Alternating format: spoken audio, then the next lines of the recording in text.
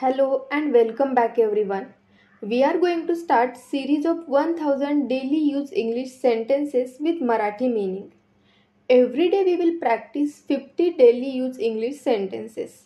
If you really want to speak English, watch these videos till the end and practice these sentences in your daily conversation.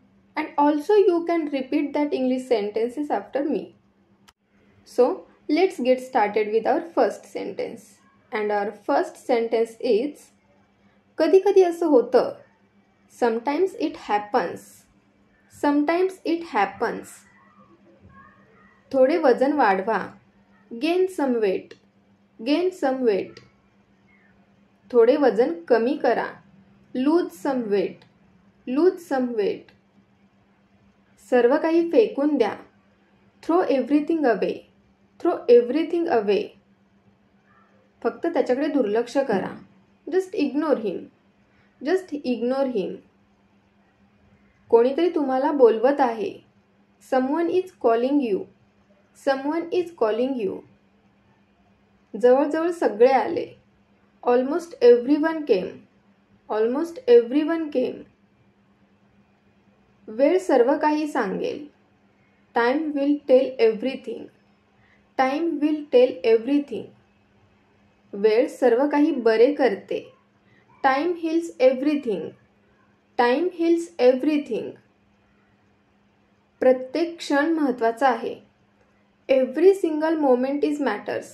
Or simply you can say, every single moment is important. Every single moment is matters or every single moment is important. तिला आनंदी करा. Make her happy. Make her happy. सर्व काही योग्य वाटले. Everything seemed right. Everything seemed right. काहीही बरोबर वाटत नाही. Nothing feels right. Nothing feels right. बाहेर जायला रस्ता नाही. There is no way to go outside. There is no way to go outside. तुम्ही माझे मित्र बनाल? Will you be my friend? Will you be my friend? तू आणि मी नेहमीच मित्र राहू. You and I will always be friends. You and I will always be friends. मी आज अस्वल पाहिले. I saw a bear today. I saw a bear today. काहीही होऊ शकते. Anything could happen. Anything could happen.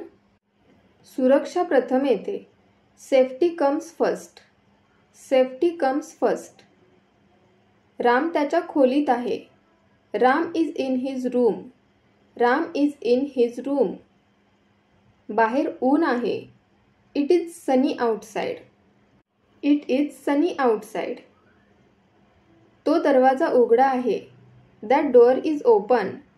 That door is open. ते परत दे. Give it back. Give it back. हे पत्र तुमच्यासाठी आहे. This letter is for you. This letter is for you. तो माझा भाऊ आहे. He is my brother. He is my brother.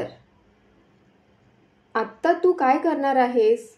What are you going to do now? What are you going to do now? मी ते उघडू शकत नाही. I can't open it. I can't open it. ती खूप आनंदी आहे. She is very happy. She is very happy. तू काय विचार करत आहेस? What are you thinking? What are you thinking? मला तिथे जायचे आहे. I want to go there. I want to go there. हे त्यांचे घर आहे.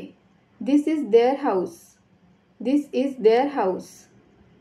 मी तुमच्यासाठी काय करू शकतो? What can I do for you? What can I do for you? मला कोण मदत करू शकेल?